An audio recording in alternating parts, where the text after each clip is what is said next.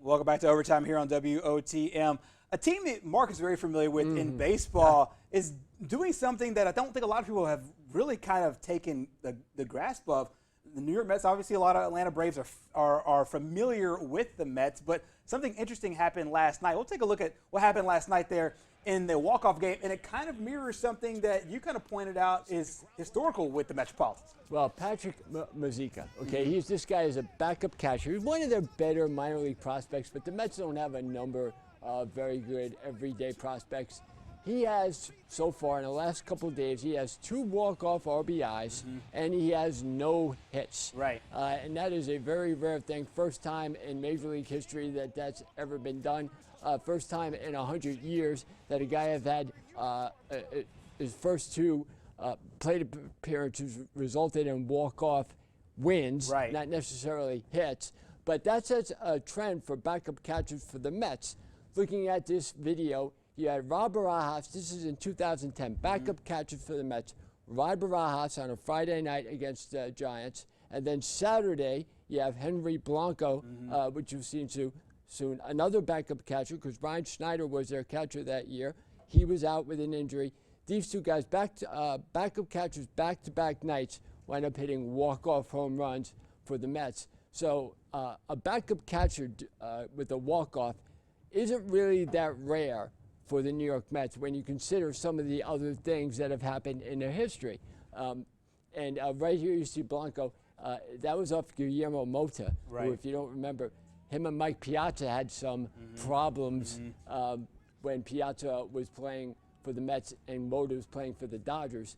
And Blanco was a guy who was, most backup catchers are guys that aren't going to hit for a high average. Most of them are pretty strong guys, so they have some power.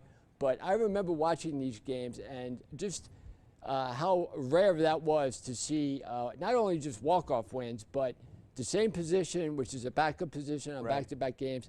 That, to me, struck me really as odd when that happened back in 2010. We're talking almost 11 years ago. That's the first thing that I thought of when I saw that stat this morning.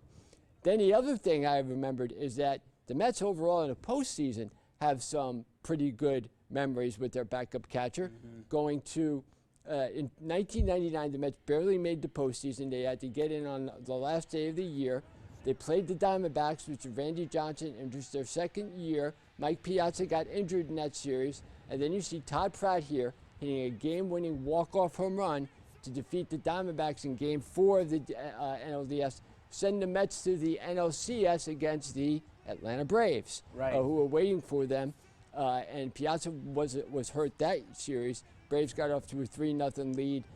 Then the Mets won that great walk-off single, the Grand Slam single by Ventura, and the Braves wound up winning that series in 6 games, thanks to Kenny Rogers walking in Andrew Jones with bases loaded in extra innings.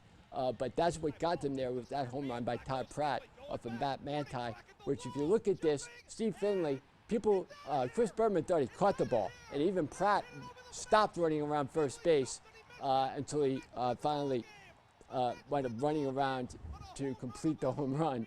But if you look at, this was really special. The Mets in 1999, first time making the postseason since 1988, so it's been 11 years. And then the final piece of video we're going to see is Game 4 of the 1969 World Series. The Miracle Mets in 1969 were a team that had never finished over 500 in their history. They came in 1962, and then we get to 1969. They weren't just bad, they were awful. Most of those years they finished with 100 or more losses. And then in 1968, there were 73 and 89. Gil Hodges was an old Dodger, was the manager of the Mets. Nobody expected them to do anything. As a matter of fact, their first game that year, they wound up playing in 69, the Expos, who were an expansion team, and they lost to the Expos. So I don't know if we're going to get to see the video at all, but J.C. Martin was the backup catcher for the Mets in Game 4, which Tom Seaver started, and the Mets were leading 1-0 going into the 9th inning. The Orioles tied the game on one of the best catches ever by Ron Swoboda, which if the ball got by him, the Orioles would have taken a lead. But somehow he made a great catch and then Frank Robinson scored the tying run from third base. Right. So now it's 1-1 going into the bottom of the ninth. Rod Gaspar is pinch runner at second base for the Mets, who Frank Robinson said before the series, who is Rod Gaspar? These are all guys that were on the Mets. Nobody knew who they were. Al Weiss, Don Clendenin, Ed Charles, a bunch of career minor leaguers or career guys who had poor Major League Baseball careers. J.C. Martin puts down a bunt. The Oriole pitcher, Pete Riker, picks it up, throws it. It hits Martin on the wrist, caroms down the right field line. Gaspar comes around to score, and the Mets then take a 3-1 series lead in the '69 World Series.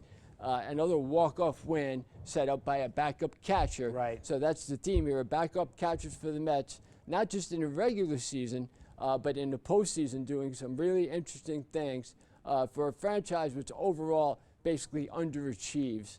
Buying into that series against the Braves next week, we'll have some more Mets and Braves stuff to look at. No doubt about it, and that's a really, really good kind of tie-in from what's happened this past week to what has happened overall in history, and kind of going back into the books there. And as you mentioned, they play the Braves next week. We'll have some special coverage when it comes to that coming up next week. Also coming up next week, speaking of baseball, we'll have a lot of baseball and softball right here on WOTM. Keep in mind that WOTM is the home of the AHSAA State Baseball and Softball Finals. The finals will begin on Tuesday with baseball, 5A and Class 2A. The coverage will begin at 10 a.m. and we'll have coverage throughout the day of both baseball and softball, and also throughout the week as well. You see where the different classifications are slated to play. The softball tournament going on over at Choccolocco Park in Oxford. The baseball tournament over in Montgomery at Riverwalk Stadium. You see all the action. There's going to be a lot of action coming up on Thursday with 7A, 4A, and 2A baseball, as well as 4A and 2A softball finals.